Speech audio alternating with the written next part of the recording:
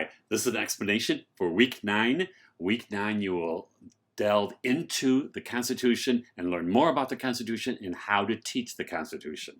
I am now in the week 9 activities and Dropbox. You're viewing the video, which is number 1. The next activity you will do is a social emotional learning activity. So using the social emotional cultural anchor competencies resource guide, we have looked at that in weeks prior. You're going to select one of the following anchor competencies, locate the resource for that anchor competency, and create or locate an activity that would support the teacher moves for that anchor competency. The 3 competencies that you have to pick from this week, although there are 7, you're only going to pick from 3, either the create community competency, the promote collaborative learning competency, or the respond constructively across differences. Here's that framework, that circle that has in the anchor competencies and the teacher moves. And if you click on that, you will see that. Here is a copy of the framework guide again. And you're going to be looking under one of those 3 competencies that I have listed above.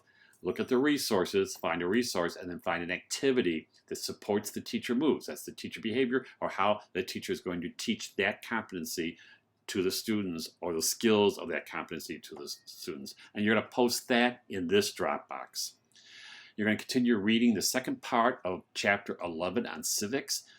That's pages 356 through 368. And then we're going to take a look at the Constitution.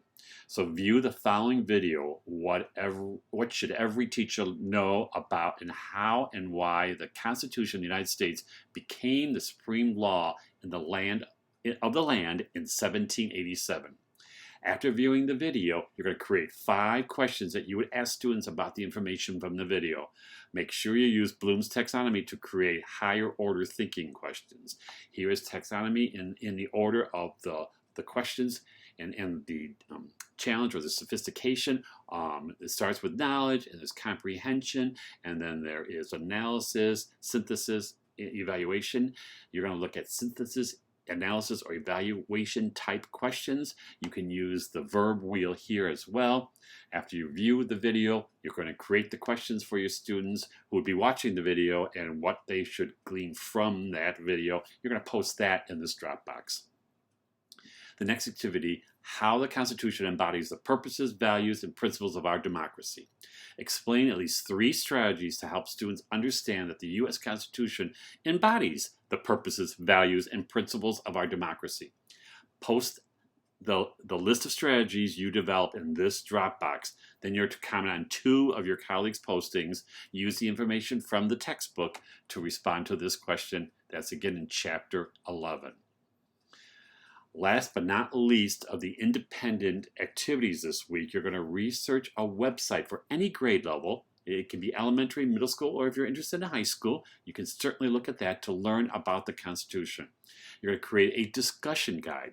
That's at least 10 questions or 10 clues or 10 hints that would motivate the students to locate information to learn about the information on this website about the Constitution. Use a creative approach in your design of your discussion guide, such as a treasure hunt, a game, a puzzle, an escape room clues, flashcards, a brochure, or any other hands-on activity other than Google Slides. You may not use Google Slides. Yes, Google Slides can be interesting, they can be fun for students, but I prefer you to find another strategy, another activity other than using Google Slides. This discussion guide that you're creating will help guide students as they navigate the website looking for specific information to learn the details of the Constitution. You're going to post the link to the website you found and post your discussion guide in this Dropbox, and then you're going to comment on 2 of your colleagues' postings, which means you most likely may have to come back to this week, especially if you are one of the first ones to post and other people haven't posted theirs yet. Always try to comment on people's who you have seen don't have any comments, if you can do that as well. Those are your independent activities this week in learning more about the Constitution and how to teach the Constitution. I'm also going to take you to the group work. Yes, there is group work. You know I do add group work. I think you need teamwork online I think it's totally appropriate. I know sometimes it can be frustrating, but work your best in all working together to collaborate on whatever the activity is that you need to do. And this week, your group has been assigned parts of the Constitution. Your group will create a visual portrayal of the parts of the Constitution assigned to the group using the Jamboard. So make sure your group uses the board identified by your group number, and I'll explain that more in a little bit. You'll be able to see all of the group's Jamboards, and when your group has completed the Jamboard, each member of the group should then add post-it notes of positive feedback on each of the other group's Jamboard. So you're going to have to try to figure out how that works and make room for them.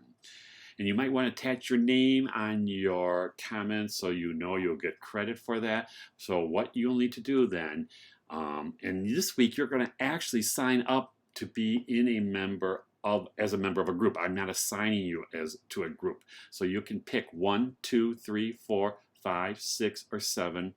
I think there are probably, if there's 7 spots, there's probably 3 or 4 in a group. So once the group has 3 or 4 members, you can't be in the group anymore. So if you want one of these particular parts of the Constitution, sign up early. You will have to select your group by October 27th at 11:59 p.m., which is Tuesday, or on Wednesday I will go in and I will assign you to a group if you haven't been. Once your group has been identified and you know what you're going to, which part of the Constitution you're going to work on, then you're going to create a visual portrayal of that part of the Constitution. Kind of like what you read that the students did in the textbook. You're going to actually participate and try that out too. It's always kind of fun to try out the activities that you might be using to teach your students with as well. So pick a group to be in, and you can do that. Here's the Jamboard link here. You should be able to edit on it in your group, and then you're able to post post-its on other group members. So there's several different things you need to do. First, sign up for a group, because I did not assign you to a group. So pick one of these groups here, and then you're going to actually create a visual portrayal of the parts of the Constitution that your group signed up with. So you're going to take care of that Jamboard page that has your group number. So if you're in group 1, you're going to create the preamble and the article 1, and so forth, all the way down the list. If you're group 7, you'll be looking at amendments 19 through 27 and create a visual portrayal of those on the page in Jamboard that matches up to your group page. I think that's it for this week. If you have any questions, please don't hesitate to ask me.